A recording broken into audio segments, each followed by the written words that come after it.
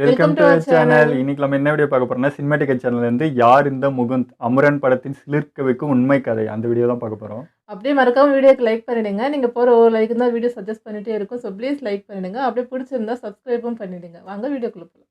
நம்ம சிவகார்த்திகேயன் நடிப்புல அடுத்து வரப்போற அமரன் படத்தோட டீசர் இப்போ ரிலீஸ் ஆகி படத்தோட எதிர்பார்ப்பை எகிர வச்சிருக்கு. You are all the chosen ones. டீசர்ல படத்துல சிவகார்த்திகேயன் இந்திய ராணுவத்துல பணியாற்றுற ஒரு மேஜரா நடிச்சிருக்காருன்னு காமிச்சதோட இல்லாம அவரோட பேரு முகுந்த் வீனும் காமிச்சிருக்காங்க. இதுக்கு பின்னாடி ஒரு மிகப்பெரிய நம்ம வாழ்ந்த காலத்துல வாழ்ந்து நிறைய வீர செயல்கள் புரிந்த ஒரு ராணுவ அதிகாரி இருக்காரு. அவர் தான் மேஜர் முகுந்த் வரதராஜன். இவரோட பயோபிக் தான் இந்த அமரன் படத்தோட கதை. கமல்ஹாசனோட ராஜ்கமல் பிலிம்ஸ் இன்டர்நேஷனலும் சோனி பிக்சர்ஸும் சேர்ந்து தயாரிச்சு சிவகார்த்திகேயன் நடிப்புல இவ்வளவு பிரம்மாண்டமா எடுத்திருக்கிற இந்த படத்தோட கதை மேஜர் முகுந்த் வரதராஜனோடதுன்னா கண்டிப்பா அவர் அப்படி என்ன பண்ணிருக்காருன்னு இந்த வீடியோ ஃபுல்லா பார்த்து நீங்க தெரிஞ்சுக்கோங்க.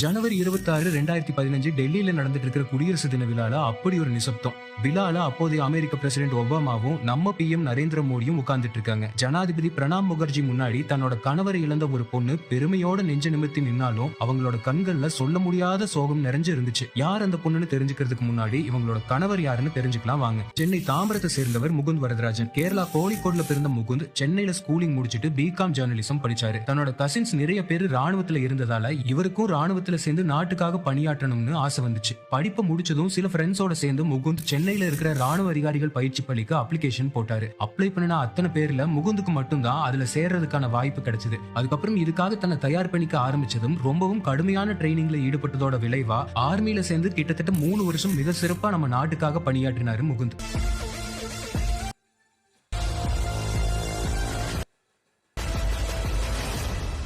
இந்த டைம்ல ஒரு லீவ்ல தமிழ்நாடு வந்தப்போ இந்து ரெபேக்கா வர்கீஸ் அப்படிங்கிறவங்கள லவ் பண்ணி கல்யாணம் பண்ணினாரு. முகுந்த் இந்துவோட அன்பின் அடையாளமா அர்ஷியான்னு ஒரு பொண்ணும் பிறந்தாங்க. நாட்டு மேல எவ்வளவு காதல் வச்சிருந்தாரோ அதே அளவு தன்னோட அம்மா அப்பா வைஃப் குழந்தை ஃப்ரெண்ட்ஸ்னு எல்லார் மேலையும் அளவு கடந்த பாசத்தையும் மரியாதையும் வச்சிருந்தாரு முகுந்த். டிசம்பர் 2012 முகுந்த் 44 ராஷ்டிரியா ரைபிள்ஸ்ங்கிற டீமுக்கு ஹெட்டா ஜம்மு அண்ட் காஷ்மீர்ல ஒரு மிஷனுக்காக போறாரு. இதுக்கப்புறமா தீவிரவாதிகளுக்கு எதிரான நிறைய தாக்குதல்கள்ல தைரியமா முன்னாடி நின்று சக்சஸ்ஃபுல்லா கம்ப்ளீட்டும் பண்ணினாரு. ஜூன் 2013 ஜம்மு காஷ்மீர்ல யாச்சுபுச்சங்கிற கிராமத்துல ஒரு தீவிரவாதி இருக்கிற செய்தி தெரிய வருது. அங்க இருக்கிற ஒரு ஆப்பிள் தோட்டத்துல பதுங்கி இருக்கிற தீவிரவாதி முகுந்தன் டீம் மேல அவன் வச்சிருந்த AK-47 துப்பாக்கியை யூஸ் பண்ணி சரமாரியா விடாம சுட்டு அட்டாக் பண்ண ஆரம்பிச்சான். அந்த கண்மூடித்தனமான ஃபயரிங்ல இருந்து தங்களை காப்பாத்திக்கிறதுக்காக நம்ம வீரர்கள் பதுங்கி இருந்தாங்க. தன்னோட கன்ல இருக்கிற குண்டுகள் குறைஞ்சிட்டு வரதை கவனிச்ச அந்த டெரரிஸ்ட் அது வரைக்கும் ஆட்டோமேட்டிக் மோட்ல போட்டிருந்த கன்னை மேனுவல் மோடுக்கு மாத்துறான். இது பதுங்கி இருந்து கவனிச்ச மேஜர் முகுந்த் அவரோட ஃப்ரெண்ட் சிப்பாய் விக்ரம் சிங் கிட்ட டெரரிஸ்டோட புல்லட் முடிய போகுது, அது முடிஞ்சதும் நான் அந்த டெரரிஸ்ட் கிட்ட போய் டைரக்டா அட்டாக் பண்ண போறேன்னு சொல்றாரு. நம்ம மேஜர் கணிச்சது கரெக்ட் தான். தீவிரவாதி தங்கிட்ட இருந்த கடைசி புல்லட் மேகசினை கன்ல ஃபயர் பண்ணி முகுந்த் டீம் மேல அட்டாக் பண்றான். ஒரு ரெகுலர் AK-47 மேகசின்ல 37.62 mm ரவுண்ட்ஸ் இருக்கும். இது மேஜர் முகுந்துக்கும் நல்லாவே தெரியும். அதனாலேயே அந்த டெரரிஸ்ட் ஃபயர் பண்ற ஒவ்வொரு புல்லட்டையும் அந்த பதட்டமான சூழ்நிலையிலையும் கவுண்ட் பண்ண ஆரம்பிச்சாரு மேஜர். கொஞ்ச நேரத்திலேயே தங்கிட்ட இருந்த எல்லா புல்லட்ஸையும் சுட்டு தீத்துட்டு 30வது புல்லட்டை ஃபயர் பண்றான் அந்த டெரரிஸ்ட். அந்த செகண்டே மேஜர் முகுந்த் தான் பதுங்கி இருந்த இடத்துல இருந்து அவரோட வெப்பனை ஃபயர் பண்ணிக்கிட்டு பாஞ்சு வெளியே வந்தாரு. வந்த அடுத்த நொடி சுட்டு அங்கேயே கொள்றாரு. தீவிரவாதி செத்ததை கன்ஃபார்ம் பண்ணதும் மிஷன் சக்சஸ் அப்படிங்கிற இன்ஃபர்மேஷனை தன்னோட ஹெட்டுக்கு பாஸ் பண்றாரு முகுந்த். கொல்லப்பட்ட தீவிரவாதி கிட்ட இருந்து நிறைய கேஜெட்ஸும் ரெக்கவர் பண்ணாங்க. அந்த கேஜெட்ஸ்ல இருந்து நிறைய இன்ஃபர்மேஷன் கண்டிப்பா கிடைக்கும்னு ஆர்மியோட எலக்ட்ரானிக் வார்ஃபேர் டீமுக்கு அதெல்லாம் அனுப்பி வச்சாங்க. குரூசியலான டெரரிஸ்ட் அட்டாக் போயிட்டு இருக்கும்போது தீவிரவாதியோட பேலன்ஸ் புல்லட்ஸை கவுண்ட் பண்ணி அதை வச்சு புத்திசாலித்தனமா அவனையே வீழ்த்தினது மேஜர் முகுந்த் டீம் மட்டும் இல்லாம மொத்த ஆர்மியிலையும் பெருசா பேசப்பட்டுச்சு. அவ்வளவு ஆபத்தான சூழ்நிலையிலையும் அவ்வளவு ஸ்பீடா ஆபரேட் ஆயிட்டு இருக்கிற AK-47 கன்னோட புல்லட்ஸை காமன் கம்போஸ்டா எண்ணி 30வது புல்லட் முடிஞ்சதும் பயம்னா என்னென்ன அகராதியிலேயே இல்லாத மேஜர் முகுந்த் நெத்தி பொட்டுலயே அட்டாக் பண்ணி டெரரிஸ்ட வீழ்த்தினது சரித்திரத்துல பொன்னெழுத்துக்களால பொறிக்கப்பட வேண்டிய வரலாறு.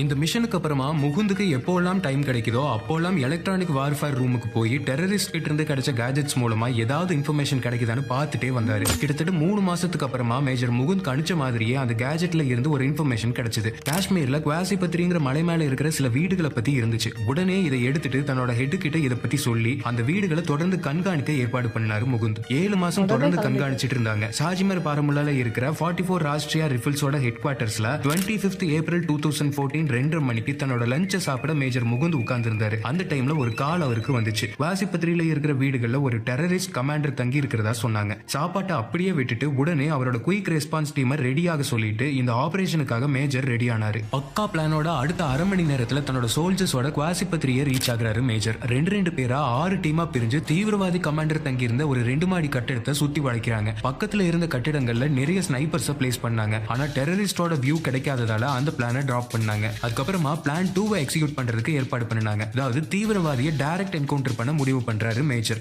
இந்த ஆபரேஷனோட ஃபைனல் இன்ஸ்ட்ரக்ஷன்ஸை தன்னோட டீம் கிட்ட சொல்லிட்டு இருக்கும் போதே அந்த கிராமத்துல தங்கி இருந்த ஒருத்தர் அங்க ஓடி வந்து உள்ள ஒரு தீவிரவாதி இல்ல 3 பேர் இருக்காங்கன்னு சொல்றாரு. இது நடந்துட்டு இருக்கும் போதே தீவிரவாதிங்க கிட்ட இருந்து அட்டாக் ஆரம்பிக்க நம்ம சோல்ஜர்ஸும் திருப்பி அட்டாக் பண்ண அந்த இடமே போர்க்களமா மாறுது. பல நாளா இங்கேயே தங்கி இருந்ததால் நல்ல அட்வான்டேஜான ஸ்பாட்ஸ்ல இருந்து நம்ம வீரர்களை குறிப்பாத்து சுட ஆரம்பிச்சாங்க டெரரிஸ்ட். ஆனா தீவிரவாதிங்க பதுங்கிட்டு இருந்த இடம் நம்ம ஆளுங்களுக்கு தெரியாமலேயே இருக்கு. கிட்டத்தட்ட 2 மணி நேரத்துக்கு மேல துப்பாக்கி சத்தம் அங்க கேட்டுக்கிட்டே இருந்துச்சு. முடிவுக்கு வர மாதிரியும் இல்ல. மணி சாயங்காலம் 5 ஆச்சு. ஆபரேஷன்ல எந்த முன்னேற்றமுமே இல்ல. இன்னும் கொஞ்ச நேரத்துல இருட்டிடுச்சுன்னா அது டெரரிஸ்டுக்கு அட்வான்டேஜா போய் எஸ்கேப் ஆகிடுவாங்க. ஆனா எக்காரணத்துக்கு ஒன்றும் தீவிரவாதிகளை தப்பிக்க விடவே கூடாதுங்கிற முடிவுல இருந்தாரு முகுந்த். இந்த மாதிரி கையில கிடைச்ச சந்தர்ப்பத்தை விட்டா இதுக்கப்புறமா அவங்க கிடைக்கிறது கஷ்டம்னு அவருக்கு தெரியும். இவங்களை இங்க முடிச்சே ஆகணும்னு மேஜர் முகுந்த் ஒரே குறிக்கோளோட இருக்க இன்னொரு முக்கியமான காரணம் இந்த அட்டாக் ஆரம்பிக்கிறதுக்கு கரெக்டா 24 மணி நேரத்துக்கு முன்னாடி இதே கிராமத்துல எலெக்ஷன் நடத்த வந்த போலிங் ஆபீசர்ஸ் மேல இந்த டெரரிஸ்ட் அட்டாக் பண்ணதுல ஒருத்தர் இறந்தும் 5 பேர் குண்டடிப்பட்டு சீரியஸாவும் அட்மிட் ஆயிருந்தாங்க. இதனாலேயே இந்த 3 பேரையும் விட்டுக்கூடாதுன்னு ஒரே முடிவுல இருந்தாரு முகுந்த். இருட்டாக ஆரம்பிச்சதும் தயங்காம ஒரு பெரிய ரிஸ்க் எடுக்க துணிஞ்சாரு மேஜர் முகுந்த் வரதராஜன். மேஜர் முகுந்தோட டீம் தொடர்ந்து அவங்களை அட்டாக் பண்ணிக்கிட்டு இருக்க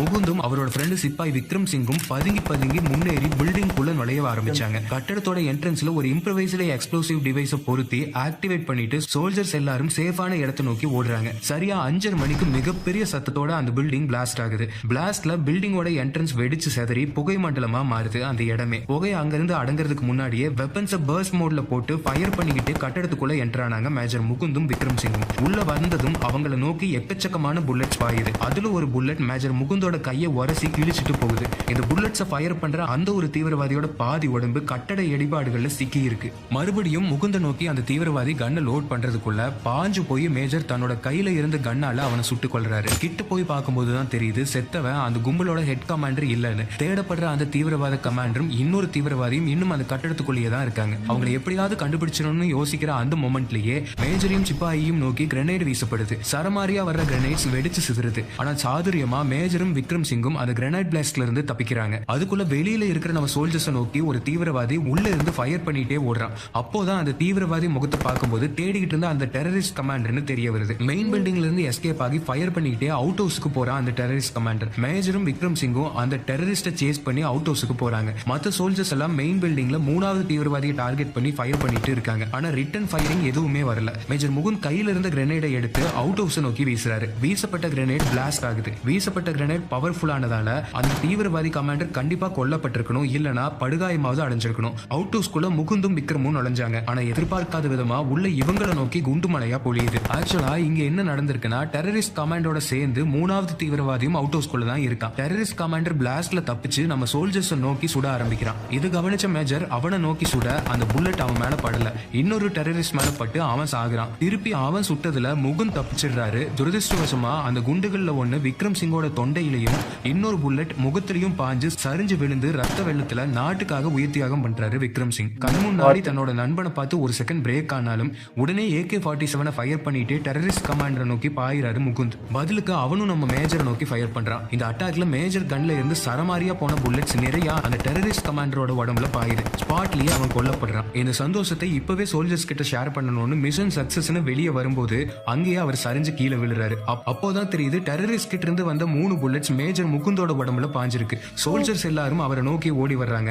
3 புல்லட்ஸ் உடம்புல பாஞ்சதால நிறைய புல்லட்ஸ் லாஸ் ஆயிடுச்சு. ரத்த வெள்ளத்துல சோல்ஜர்ஸ் கிட்ட ஒரு வழியா மிஷன் சக்சஸ் ஆயிடுச்சு, டெரரிஸ்ட் கமாண்டரை சுட்டுட்டேன், ஆனா நம்ம படி விக்ரம காப்பாற்ற முடியலன்னு புலம்புறாரு. பேசிக்கிட்டு இருக்கும் போதே கொஞ்சம் கொஞ்சமா அன்கான்சியஸ் ஆகுறாரு முகுந்த்.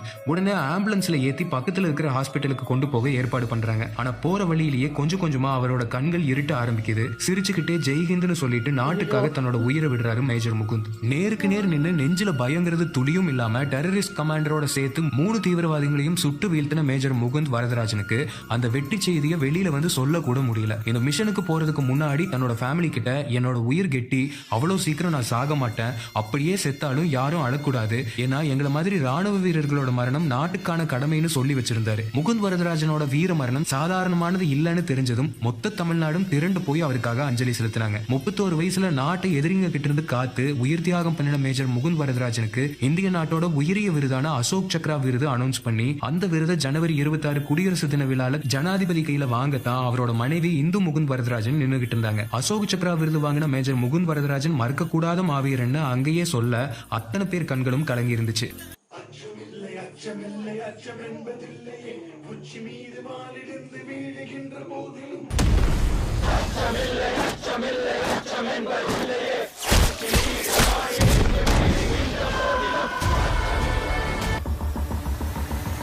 ஃபஸ்ட்டு சினிமா டிக்கெட் சேனலுக்கு ரொம்ப தேங்க்ஸ். ஏன்னா இந்த மாதிரி ஒரு வீடியோ மேக் பண்ணி போடுறதுக்கு அவ்வளோ டீட்டெயில் கலெக்ட் பண்ணி நமக்காக சொல்லியிருக்காரு.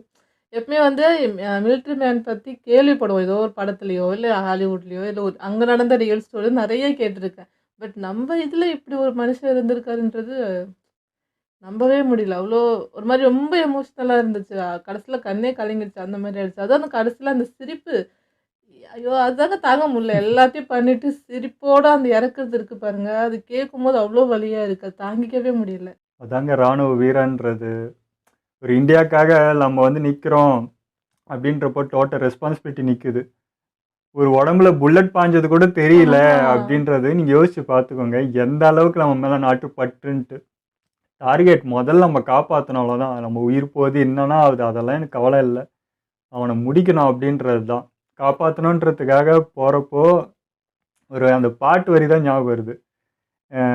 கால் முள் குத்துறது கூட தெரியாது அப்படின்ட்டு. அதுதான் ஒரிஜினலாக நடந்திருக்கு. ஒரு புல்லட் பாஞ்சது, ரத்தம் போனது எதுவுமே தெரியல.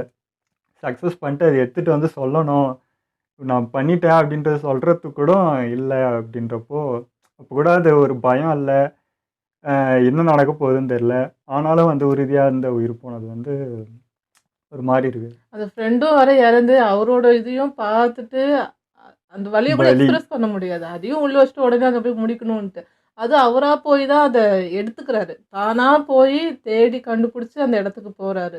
அதுவே ஒரு பெரிய கட்சி தானே. நம்ம ஏன் போகணும் அப்படிலாம் எதுவுமே இல்லை. அது முடிச்சிடணும், அப்படி ஒருத்தர் இருக்கக்கூடாது. ஏன்னா ஆல்ரெடி அவங்க நம்ம மேலே ஒரு தாக்குதல் பண்ணியிருக்காங்க. அவங்க இருக்கவே கூடாதுன்னு நினைக்கிற அந்த விஷயம் வந்து என்ன சொல்கிறதுனே தெரில. அது பற்று தாங்க, அவ்வளோதாங்க. எனக்கு அந்த இன்னொரு விஷயமும் ரொம்ப சில இதுவாக இருந்துச்சு. பயன் நடந்துட்டுருக்கு, அவ்வளோ ஒரு என்ன சொல்கிறது, என்ன நடக்குதுன்னு குழப்பமான ஒரு சூழ்நிலை கூட உட்காந்து அந்த புல்லட் வந்து தீருது, அதை உட்காந்து எண்ணிட்டு இருக்காருன்னா அது எப்படி சொல்கிறதுன்னு தெரில. ஒரு ஹீரோ தான், ரியல் ஹீரோ பார்க்குறோம். சினிமாவில் தான் இந்த மாதிரி காட்சியெல்லாம் நம்ம பார்த்துருப்போம், ரியலாக நடந்திருக்கு அப்படின்னு கேட்குறதுக்கே எனக்குலாம் வந்து ரொம்ப இதுவாக இருக்குது. அந்த அந்த ஒரு சுச்சுவேஷனை யூஸ் பண்ணி இது முடிய போகுதுன்னு தெரிஞ்சு ஒரு சின்ன இது தான் அதை பிடிச்சிட்டு பண்ணாரு பாருங்க, வேற லெவல். அதே தான் கிளைமேக்ஸ்லேயும் நடந்திருக்கு. அது பேச முடியலைங்க, பேசினா நான் வந்து எமோஷ்னலாக ஆகுது, அந்த மாதிரி ஆகுது. அதனால என்னால் சரியாக பேச முடியல. இந்த மாதிரி நம்ம நாட்டுக்காக உயிர் கொடுத்துட்ருக்க எத்தனையோ பேர் இப்போ வரைக்கும் இருக்காங்க. அவங்க தாங்க கடவுள், அவ்வளோதான். என்னை பொறுத்த வரைக்கும் ரியல் ஹீரோஸ் அப்படின்னா நான் அவங்கள தான் சொல்லுவேன். இவங்களாம் ஹீரோன்னு என்னை தலையை தூக்கி வச்சுருந்தா இவங்களாம் ஹீரோன்னு சொல்கிறதுக்கே இல்லை, ஆக்டர் அந்த மாதிரி தான் இவங்களாம் சொல்லுவேன். ஹீரோனா இவங்க தான். கடவுள், ஹீரோ, நம்ம நாட்டை காத்துட்ருக்காங்க, எல்லாருமே எல்லா மரியாதையும் எனக்கு வந்து அவங்க மேலே தான் இருக்குது. அது ஒரு துளி கூட குறையாது. ஸோ அவங்க தாங்க ரியல் ஹீரோ. அது எப்பவுமே உங்களுக்குள்ளே இருக்கும். இப்போ நிறைய விஷயம் நம்ம நாட்டில் நடக்குதுல்ல, ஜாதி சண்டை, கொள்ளை ஏதோ நடக்குது. மக்களுக்கு எந்த இதுவும் இல்லாமல் நிறைய நடக்கும்ல. அப்போல்லாம் வந்து நம்ம நல்லா இருக்கணும் தான் அங்கே ஒருத்தர் உயிரே விடுறான். அந்த உயிருக்கு மதிப்பு இல்லாமல் நம்ம இங்கெல்லாம் இவ்வளோ சண்டை போட்டுட்ருக்கோமே, இவ்வளோ பிரச்சனை பண்ணிகிட்ருக்கோமே அப்படிங்கிறத எனக்கு எப்போவுமே மைண்டில் தோணும். அதுக்கு ஒரு மரியாதை இல்லாமல் போயிடுச்சு. இதுக்காக அவங்க உயிரை கொடுக்குறாங்க அப்படிங்கிற மாதிரி இருக்கும். அது எப்போவுமே இருக்கும் மனசில். அந்த கோவம் எனக்குமே இருக்குது. உள்ளே ஒன்றும் எதுவும் இல்லை, வெளியே போகிறாங்க, உயிரை கொடுத்துட்ருக்காங்க, உள்ளே இவ்வளோ பிரச்சனை வந்துட்டுருக்குன்னு. பட் இதெல்லாம் அவங்களுக்கும் தெரியும். ஆனால் எல்லாருக்கும் தான் அவங்க காத்துட்ருக்காங்க. நீ நல்லவன் கெட்டவன் இது அது எதுவுமே இல்லை, அவங்களுக்கே எல்லாருமே ஒன்று தான், இந்தியா, அவ்வளோதான். அதை காக்கணுன்றதுக்கு தான் அவங்க போகிறாங்க. நீ கெட்டவன் தான், நீ சாவு, நீ நல்லவன் தானே இரு அப்படின்லாம் அவங்க இருந்தால் இந்நேரம் நம்ம நாடு காலி. அவங்க எல்லாரும் ஒன்று, இது இந்தியா அப்படின்ட்டு அவங்க மனசுக்குள்ளே உறுதியாக இருந்து நம்மளுக்காக போராடுறாங்க. அதெல்லாம் நம்ம டெய்லி நினச்சாலே நம்ம தப்புங்கெல்லாம் பண்ணாமல் இருப்போம், ஒழுக்கமாக வாழ்வோம். அந்த ஒழுக்கத்தை அவங்கள நினச்சி ஒரு நாளும் நினச்சிங்கனாலே நம்ம எந்த தப்பான வழிக்கும் போகாமல் நல்லபடியாக வாழ்வோம். மிலிட்ரிஸும் அங்கே வந்து நிறையா ஃபெசிலிட்டியோட எல்லாமே அவங்களுக்கு கிடச்சி அவங்க நல்லா இருக்கணும் அப்படின்னு நம்பிட்டு இருக்கோம். இன்னமும் எல்லாம் கிடைக்குது, சந்தோஷமாக இருக்காங்கன்ட்டு. அது எப்பவுமே இருந்தா நல்லா இருக்கும். நடுவுல பார்த்துருக்கேன் அந்த சாப்பாடு, அந்த பிரச்சனைலாம் சில பேர் சொன்னாங்க. அது இருந்துட்டு தான் இருக்கு. அவ்வளோ பண்ணிட்டு இருக்க அவங்களுக்கு ஒழுங்கான சாப்பாடு கிடைக்கல கேட்கணுமோ, அது இன்னுமே கஷ்டமாவுது. அது கூடலாம் இந்த ஃபெசிலிட்டி கூட அவங்களுக்கு இல்லையா? அப்படின்னு அப்படி கஷ்டப்பட்டுட்டு இருக்காங்க அப்படின்னு சொல்லிட்டு. இப்ப கூட இதுல கூட பாருங்க, சாப்பிட இப்படி உக்காந்தவரு, ம். அதெல்லாம் கூட இல்ல. அந்த கேள்வி கேட்டத எல்லாத்தையும் இது பண்ணிட்டு தூக்கி போட்டு கிளம்பிட்டாங்க. அதுதான். ஸோ அப்படி இருக்கிறவங்களுக்கு அட்லீஸ்ட் ஒரு சாப்பாடாவது அவங்களுக்கு போய் கரெக்ட்டா சேரணும். அதுக்கு இந்த கவர்மெண்ட் என்ன பண்ணணுமோ அது பண்ணா நல்லாயிருக்கும். நம்ம இங்க உட்காந்துக்கிற ஒவ்வொரு நிமிஷமும் நம்ம என்ஜாய் பண்ற ஒவ்வொரு சிரிப்புலயும், ஒவ்வொரு இதுலயுமே வந்து அவ்வளோதான். ஒரு உயிர் போயிட்டு தான் இருந்திருக்கு. ஒரு உயிர் தியாகம் பண்ணி தான் நம்ம அத பண்ணிட்டு இருக்கோங்கிறது தான் விஷயமே. இங்க நம்ம எது பண்ணாலுமே அதுக்கு அவங்க தான் காரணம். இன்னைக்கு நம்ம சந்தோஷமா இருக்கோம். இன்னைக்கு நம்ம இங்க வாழ்ந்துட்டு இருக்கோம், நின்னுட்டு இருக்கோம், இப்போ பேசிட்டு இருக்கோம் இந்த செகண்ட் வரைக்கும்னா, அதுக்கு அவங்க காத்துட்டு இருக்காங்க. இப்பயும் கண் முழிச்சு நின்னுட்டு இருப்பாங்க. நம்ம தூங்குறது கூட அவங்கனால தான். நம்ம நிம்மதியா வீட்டுக்குள்ள தூங்குறோம்னா, அதுக்கு அவங்க தான் காரணம். அச்சமில்லை அச்சமில்லை அச்சம் என்பதில்லையே உச்சி மீது வானிடிந்து வீழுகின்ற போது